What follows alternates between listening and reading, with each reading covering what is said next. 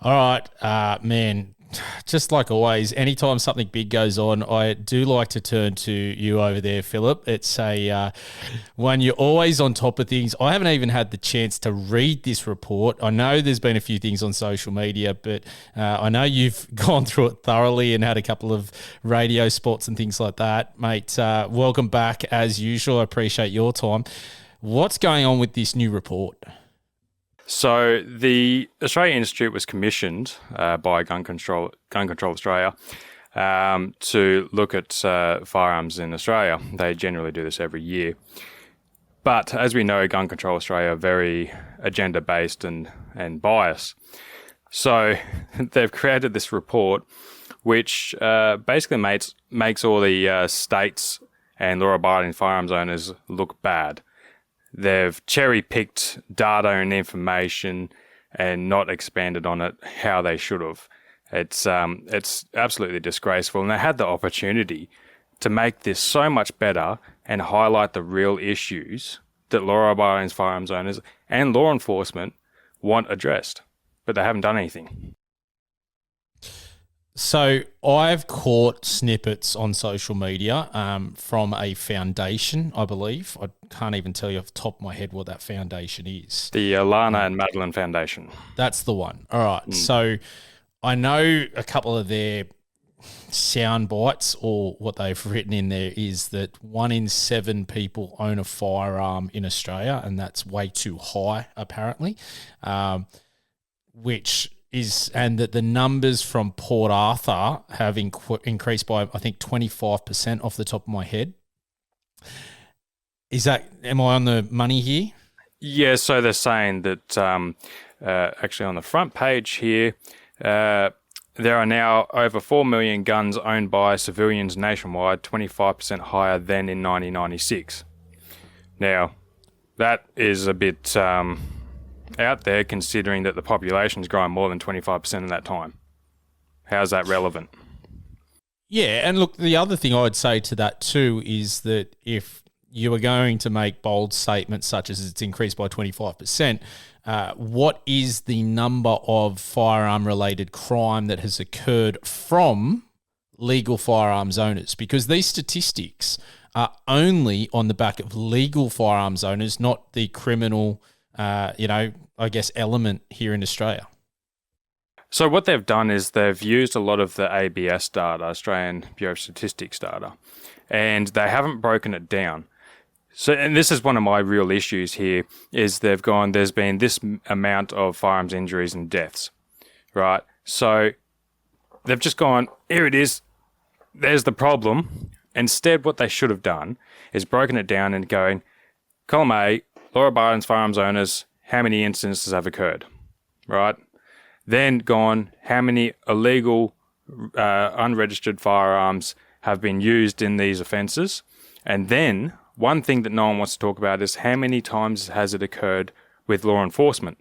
Because as we know, many officers have unfortunately had to draw their weapons and either injure or kill someone. So why aren't they breaking that data down? What they've done here is made law-abiding firearms owners look like the bad people. Well, as I always say, you can make data look any way you want, and I think that is a deliberate way of trying to scare the general public. And I think that's really reflected in one of the other things that I saw, in the sense that they were saying that the firearms process is too easy. Now, who are they talking to about that? Because, I still talk to people here in Australia who think firearms are completely illegal, which we all know isn't the case.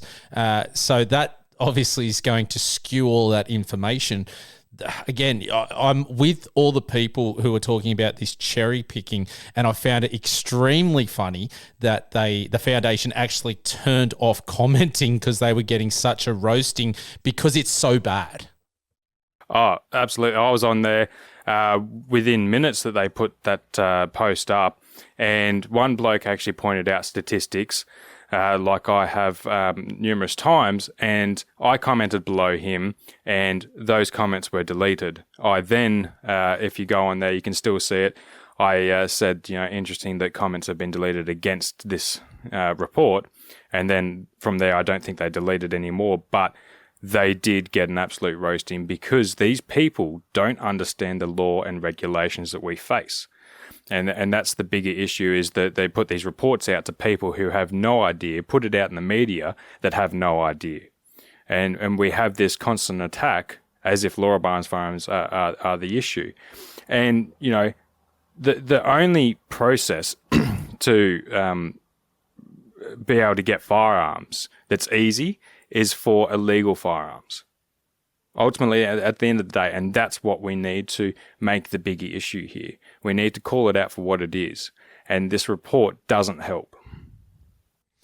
Well, once again, we talk about most people that own firearms legally here condemn illegal firearms. And we want more done about illegal firearms getting taken out of the community, because it does tarnish us, like this report that has just thrown it all in as one big bundle. And that is a definite misrepresentation of the law-abiding firearms owning community. And again, it's really frustrating to see when this happens. And it's just really bad, whether it be from, I think the last time you were on here, we talked about some poor journalism. This, again, is just a way of trying to highlight a false narrative and, you know, put fake news out there, which is essentially exactly what's happening. Oh, absolutely. And, you know, I've reached out to multiple media organisations over this, and they don't want a bar of it.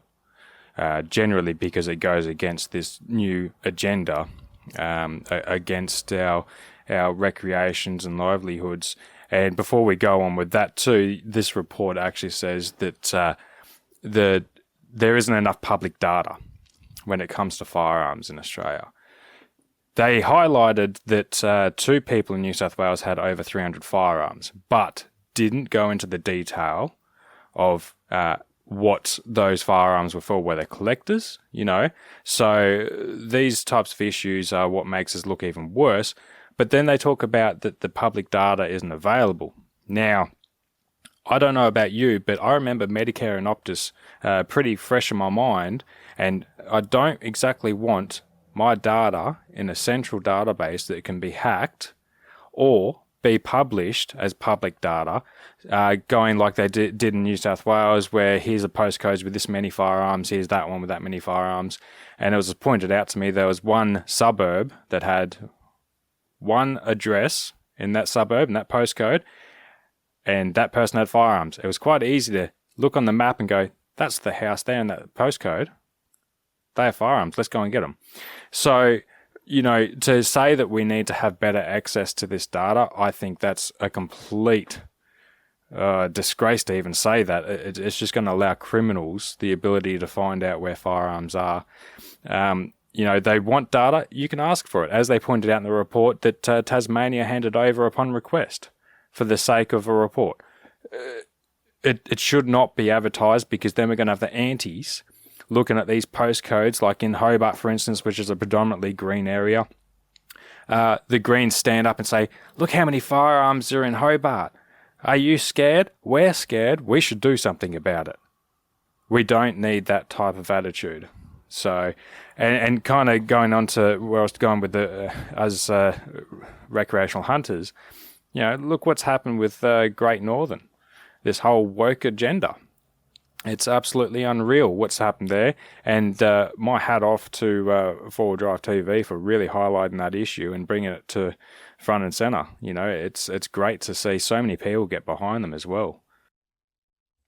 Well, just on that, it's interesting, and we're starting to see that. And I posted today, like, is this the end of the woke sort of, I guess, cancel culture looking at things? Because I do honestly think Great Northern is stuffed up from a media person, pardon me, or their marketing executive who probably has zero idea about the bush and being outdoors. And whilst it's portrayed as an outdoor beer, you know, he probably has no idea that we don't want that locked up. They have reneged on it. They've gone back on what they said. However, the funds are going to still go to the same group, but they're not going to go towards national parks. Now, how the hell do you know where that money's going? Because you're just giving the money over. So for me, I'm a little bit sort of like, I don't know whether I can trust or believe you guys.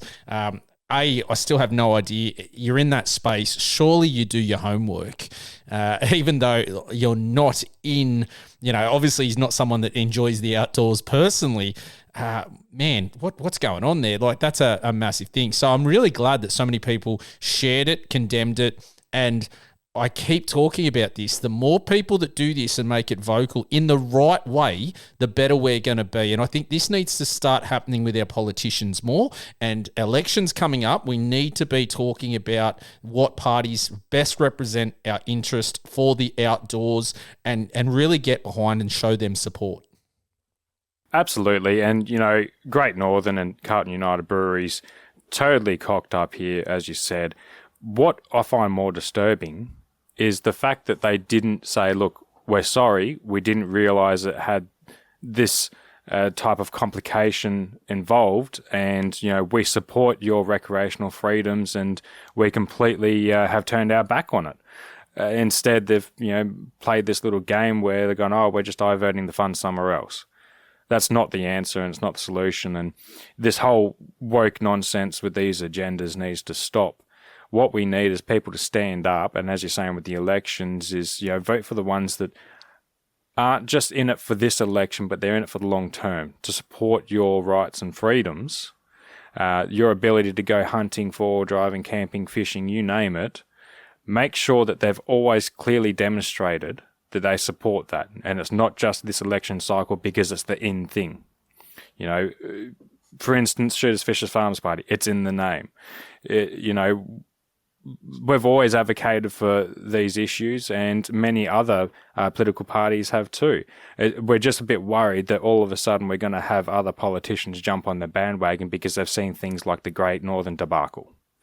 So everyone just has to keep that in mind as well. No, look, it makes sense. There's a lot going on at the moment, and anyone that loves the outdoors should be banding together, and really we need to do a better job of who we're putting votes towards to make sure that our interests are best represented and who are going to follow through. Oh, absolutely. And that's the long-term goal that we need to see achieved. Make sure we have those people in there that will support it. The other issues that, we kind of face that we don't really think about are the ones that sneak up behind us, in Tasmania with the interstate hunters ban. They tried to sneak that one through. There's all these little things that need to be addressed that no one's addressing, and the media is not going to help. So we need everyone to kind of stand together and support everyone in every state. If you're in Queensland, support Western Australia, and vice versa. It doesn't matter where you are. We all need to support each other.